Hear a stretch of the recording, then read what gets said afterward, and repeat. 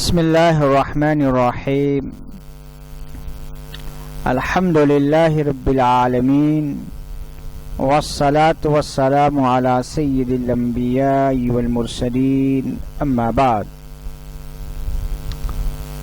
اس سے پہلے کے پروگرام میں زکوٰۃ سے متعلق گفتگو چل رہی تھی۔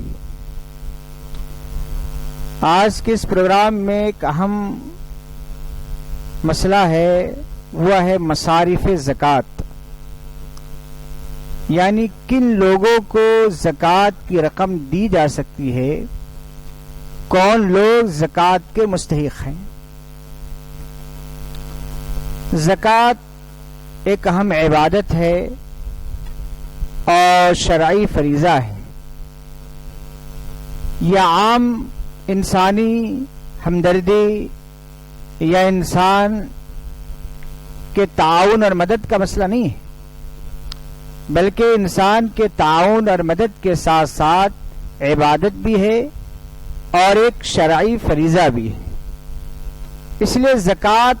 ہم جس کو چاہیں جیسا چاہیں نہیں دے سکتے۔ اللہ تبارک و تعالی نے کن لوگوں کو زکوٰۃ دی جائے گی اس کی باضابطہ قرآن کریم میں تعیین فرما دیے ہیں۔ انما الصدقات للفقراء والمساکین والعاملین علیہا الی آخر الآیہ۔ اس آیت میں اللہ تعالی نے 8 مصارف کی تعیین کی ہے کہ ان 8 لوگوں کو زکوٰۃ دی جا سکتی ہے، اس کے علاوہ اور کسی کو زکوٰۃ نہیں دی جا سکتی ہے۔ پہلا مسئلہ تھا فقراء اور مساکین۔ فقراء اور مساکین کا مطلب یہ کہ وہ لوگ جن کے پاس نصاب کے بقدر کوئی مال نہ ہو، ضروریات زندگی سے زائد نصاب کے بقدر کوئی مال نہ ہو،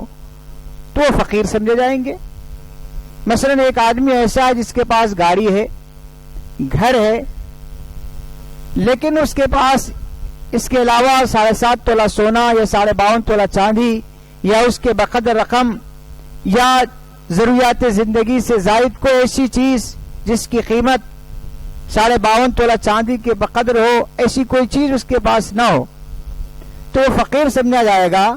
اور اس کو زکوٰۃ کی رقم دی جا سکتی ہے۔ فقیر اور مسکین میں بس ایک فقہ فرق کرتے ہیں، لیکن دونوں کے دونوں سمجھ لیجئے کہ غریب ہے۔ والعاملین علیہ کا مطلب جو لوگ زکوٰۃ وصول کرتے ہیں حکومت کی طرف سے، ان کو بھی بطور تنخواہ بطور معاوضہ کے زکوٰۃ کی رقم دی جا سکتی ہے۔ مؤلفت قلوب ابتدائی زمانے میں مسلمانوں کو اور غیر مسلموں کو اسلام کے قریب کرنے کے لیے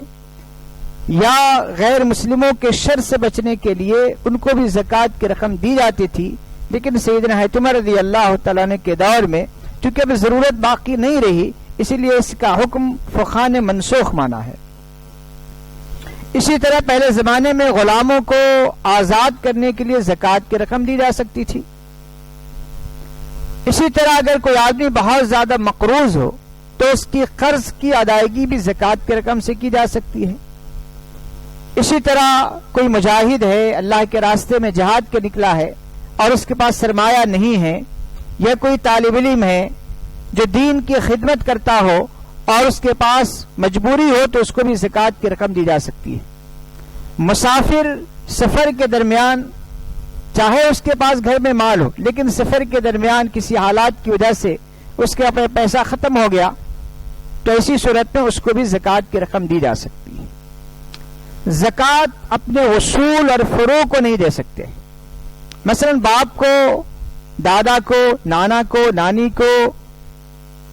ماں کو زکوٰۃ کی رقم نہیں دی جا سکتی۔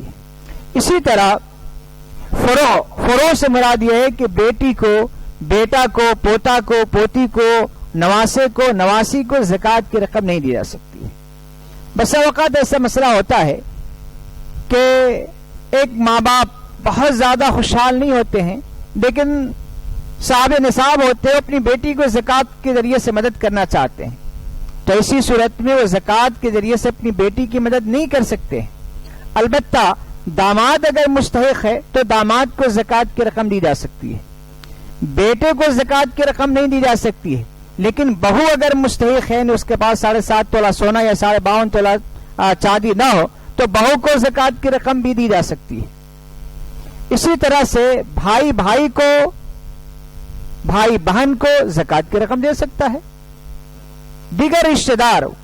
جو دور کے رشتہ دار ہیں ان کو بھی زکوٰۃ کی رقم دی جا سکتی ہے۔ صرف انسان جس سے پیدا ہوا اور انسان سے جو پیدا ہوئے جس کو اصول و فروع کہتے ہیں ان کو زکوٰۃ کی رقم نہیں دی جاتی ہے، جیسے کہ والد ہے، والدہ ہے، دادا ہے، دادی ہے، نانا ہے، نانی ہے، ان کو زکوٰۃ کی رقم نہیں دی جا سکتی ہے۔ لیکن خالہ کو زکوٰۃ کی رقم دی جا سکتی ہے، سسرے کو زکوٰۃ کی رقم دی جا سکتی ہے، ساس کو زکوٰۃ کی رقم دی جا سکتی ہے، بہو کو زکوٰۃ کی رقم دی جا سکتی ہے، داماد کو زکوٰۃ کی رقم دی جا سکتی ہے، بھائی کو دی جا سکتی ہے، بہن کو دی جا سکتی ہے، چاہے وہ سگی بہن ہو، تو ان لوگوں کو زکوٰۃ کی رقم دی جا سکتی ہے۔ بلکہ اگر رشتہ داروں میں کوئی زکوٰۃ کا مستحق ہو تو اس کو زکوٰۃ کے ذریعے سے مدد کرنا یہ زیادہ بہتر ہے۔ اور یہاں پہ میں ایک وضاحت کر دوں کہ دیکھیں زکوٰۃ دیتے وقت آپ کو یہ کہنے کی ضرورت نہیں کہ زکوٰۃ کی رقم میں لے لو، اس لیے کہ ہر خوددار آدمی زکوٰۃ ضرورت مند ہونے کے باوجود بھی زکوٰۃ بول کے اگر رقم دے تو رقم یا تو لے گا نہیں یا اس کے لیے ایک دل آزاری کا سبب بنے گا۔ اسی لیے آپ کی نیت زکوٰۃ کی ہو، چاہے آپ اس کا کوئی بھی نام لے لے کہ یہ بچوں کے کپڑے کے لیے ہے یا عید کے سامان کے لیے ہے یا رمضان کے راشن کے لیے ہے، یہ میرے طرف سے گفٹ ہے، کوئی بھی اچھا نام دے کر آپ زکوٰۃ کی رقم کسی بھی اپنے رشتہ دار یا دوست و احباب کو زکوٰۃ کی رقم دے سکتے ہیں۔ ایک اہم مسئلہ ہے سادات کو زکوٰۃ کی رقم دی جا سکتی ہے نہیں۔ دیکھیے جو سادات ہوتے ہیں واقعی سادات ہوتے ہیں ان کا تعلق خاندان نبوت سے ہوتا ہے، اور خاندان نبوت سے جو لوگ متعلق ہیں ان کا احترام، ان کا اکرام، ان کا اعزاز ہم مسلمانوں کی ذمہ داری ہے۔ لہذا مسلمانوں کی ذمہ داری ہے کہ جو خاندان نبوت سے تعلق رکھتے ہیں اور واقعی ان کے پاس سلسلہ نسب ہے تو ان کا احترام کرے، ان کا اکرام کرے اور ان کو ہدیہ اور تحفہ دے، زکوٰۃ کی رقم نہ دے، اس لیے کہ زکوٰۃ کی رقم رسول اللہ صلی اللہ علیہ وسلم کے لیے اور آپ کے رشتہ داروں کے لیے جائز نہیں۔ لیکن موجودہ دور میں چونکہ سادات کو اس طریقے سے اکرام اور احترام کا مسئلہ ختم ہوتے جا رہا ہے، تو اگر واقعی کوئی سادات بہت غریب ہو، بہت مجبور ہو اور زکوٰۃ کے علاوہ کوئی اور رقم سے اس کی مدد نہ کی جا سکتی ہو یا کرنے والے نہ ہوں، تو میں سمجھتا ہوں کہ بدرجہ مجبوری، بہت مجبوری کے درجے میں اس کو زکوٰۃ کی رقم دی جا سکتی ہے، اگرچہ کہ یہ بھی بہتر نہیں ہے، اور جہاں تک ممکن ہو سکے خاندان نبوت سے تعلق رکھنے والے افراد کا احترام کیا جائے، اکرام کیا جائے۔ ایک اہم مسئلہ زکوٰۃ میں ہے کہ زکوٰۃ میں تملیک شرط ہے۔ یہ ایک تو زکوٰۃ دیتے وقت زکوٰۃ کی نیت ہو، دوسرا یہ کہ آپ جس کو زکوٰۃ دے رہے ہیں آپ اس کو مالک بنا دیں تو زکوٰۃ ادا ہوگی۔ فرض کیجیے آپ 10 فقیروں کو بیٹھ کر کھانا کھلا دیے زکوٰۃ کی رقم سے تو اس کی وجہ سے زکوٰۃ ادا نہیں ہوگی، اس لیے کہ اس میں تملیک نہیں پائی گئی۔ تو بہرصورت زکوٰۃ کو تحقیق کے ساتھ مستحقین تک پہنچانے کی کوشش کی جائے۔ اب آخری بات یہ ہے کہ کن لوگوں کو زکوٰۃ دینا زیادہ بہتر ہے، تو سب سے پہلے اقربا رشتہ دار جو ہیں ان کو زکوٰۃ سے مدد کرنا یہ زیادہ بہتر ہے۔ اس کے بعد جو نیک اور متقی لوگ ہیں، نیک اور متقی لوگوں کو زکوٰۃ کی رقم دینا زیادہ بہتر ہے، اس لیے کہ وہ عبادت جو کریں گے انشاءاللہ تعالی اس عبادت میں آپ کا حصہ ہوگا۔ اسی طرح جو لوگ علم دین کی خدمت کے ساتھ طالب علم ہو یا جو خدمت دین اور اشاعت دین سے وابستہ ہوں اور معاشی طور سے کمزور ہوں، ان لوگوں کو زکوٰۃ کی رقم دینا زیادہ بہتر ہے۔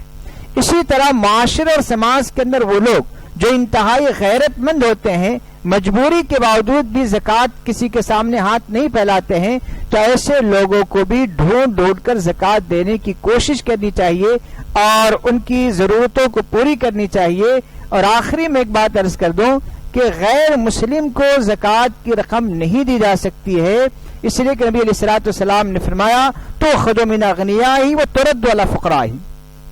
کہ زکوٰۃ مسلمان مالداروں سے دی جائے گی اور مسلمان غریبوں کو دی جائے گی، اس لیے غیر مسلم کو زکوٰۃ کی رقم نہیں دی جا سکتی ہے۔ ہر مسلمان کو جو مستحق زکوٰۃ ہے اس کو زکوٰۃ کی رقم دی جا سکتی ہے، لیکن اس کا مطلب یہ ہرگز نہیں ہے کہ آپ کے پڑوسی اگر کوئی مسلم غیر مسلم ہو، یا کوئی دوست و احباب غیر مسلم ہو، یا کوئی غیر مسلم ضرورت مند آ جائے تو آپ اس کی مدد نہ کرے، آپ دیگر رقومات کے ذریعے سے آپ ان کو مدد کیجئے۔ بعض علماء کے نظر صدقے فطر کے ذریعے سے آپ ان کی مدد کر سکتے ہیں، انٹرسٹ کے ذریعے سے آپ ان کی مدد کر سکتے ہیں۔ بہر صورت اگر قرب و جوار میں کوئی غیر مسلم ہے اور ضرورت مند ہے تو آپ اس کی ضرور مدد کیجئے، زکوٰۃ کے علاوہ دیگر رقومات سے ان کی مدد کرنے کی کوشش کیجئے۔ بہر صورت زکوٰۃ کو بڑے اہتمام کے ساتھ، خوش دلی کے ساتھ، یہ سمجھتے ہوئے کہ اللہ کا یہ شکر اور احسان ہے، انعام ہے کہ اللہ نے مجھے دینے والا بنایا ہے، اس شکر کے جذبے کے ساتھ پوری رضامندی کے ساتھ مستحقین تک زکوٰۃ کو پہنچائیے۔ جس کو بھی زکوٰۃ دیجیے اس کو محبت کے ساتھ زکوٰۃ دیجیے، اس کو کمتر سمجھ کر یا ذلیل سمجھ کر یا اس پر کسی طریقے سے احسان جتاتے ہوئے اس طریقے سے زکوٰۃ کی رقم دینے سے اپنے آپ کو بچائیے۔ اللہ تعالیٰ سے دعا ہے کہ اللہ تعالیٰ ہم تمام مسلمانوں کو سنت اور شریعت کے مطابق زندگی گزارنے کی توفیق عطا فرمائے۔ وآخر دعوانا الحمد للہ رب العالمین۔